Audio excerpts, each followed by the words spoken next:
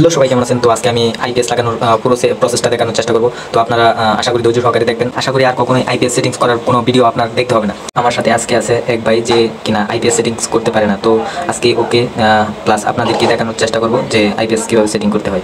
স্ক্রিনে দেখতে পাচ্ছেন যে আমি আগে যে বোর্ডগুলোতে আসলে আমার আইপিএস এর লাইনগুলো যাবে বা কন্ট্রোল হবে, ওই বোর্ডগুলোতে আমি আইপিএস এর লাইন প্রথমে প্রত্যেকটা বোর্ডে দিয়ে দিলাম।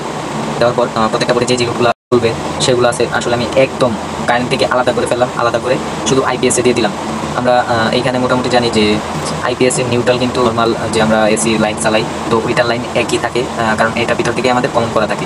তো সেই জন্য আমাদের আসলে আলাদা করে নিউট্রাল টানতে হয় না। সেই জন্য শুধু আমাদের আইপিএস এর একটা করে লাইন টানলেই যথেষ্ট। মেইন ফেজ ঠিক আছে, জ্বলছে। আর এটা হচ্ছে কাট আউট থেকে বুঝে নেবেন এটা ফেজ ডাইরেক্ট।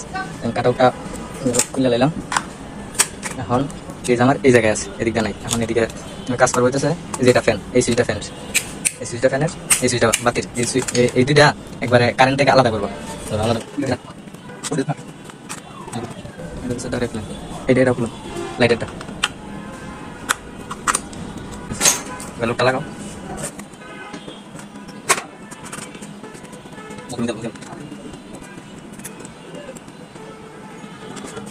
তুমি যে কারেন্টটি খুললা, এখন ওই লুটটি তো চালানি লাগবো। এই লুটটি আমার চালানি লাগবো না, এদিকে যেটি আছে মানে এনটিকা আমার কোন সংযোগে লুট লাগবো, মানে এটা হচ্ছে আমার লাইটের, ঠিক আছে। তো এটা হচ্ছে আমার অন্য কিছু করবো, যাই হোক ও সকেটের যাই হোক। এখন এই জায়গায় কারেন্টের থেকে একটা শর্ট দেবো। এই যে আমার লুটটা এই ধরো কারেন্ট আছে না, এই যে সরি এটা হচ্ছে ফার্স্টের ভুল, কারেন্ট আছে এই জায়গায়। এই যে এটার সাথে লাগাও, এটা কিন্তু অন্য লাইট, আমার ফ্যান হয়েছে এটা, ঠিক আছে। এটা এনে লাগাও, আরেকটা তালো এই এনটিকে আরেকটা শর্ট দিবা ওই পাশে লুটটি চলার লেগে কারেন্টে। এইখানে আমি মূলত যে কাজটি করলাম, এখানে সুইচ, সকেট এবং বাথরুমের লাইন সহ যা আছে যাবতীয় সবগুলা লোডই আমার আইপিএস চলবে। সেই জন্য আমি এইখান থেকে শুধু কারেন্টের যে লাইনটা আছে সেটা সিল করে দিয়ে কষ্টের দিয়ে পেঁচায় দিয়া মানে আলাদা করে সিল করে দিয়ে দিছি।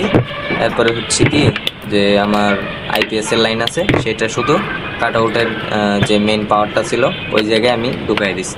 তো আমার এই জায়গায় বোর্ড কমপ্লিট।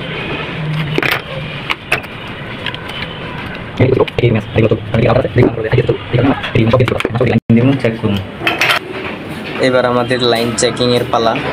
তো লাইনটা চেক দিবেন আইপিএস সেটিং না করেই।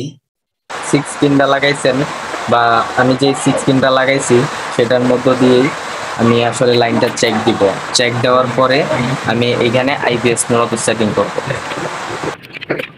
যদি আমি আইপিএস সেটিং এর আগে যদি চেক না দেই, হয়তোবা দেখা যাবে কি যে আমার কোনো জায়গায় যদি শর্ট থাকে, শর্ট সার্কিট হইতেই পারে, এটা স্বাভাবিক, কারণ যেহেতু লাইট তারের মধ্যে কাজ করছি শর্ট সার্কিট থাকতেই পারে। তো সেই জন্য আপনারা চেষ্টা করবেন জানি কোনো শর্টের জন্য যেন আইপিএস এর কোনো ক্ষতি না হয়।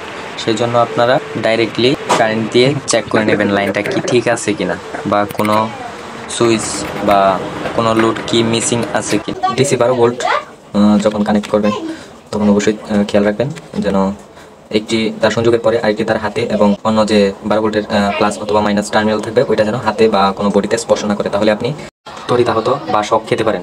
তো এই বিষয়টা অবশ্যই মাথায় রাখবেন।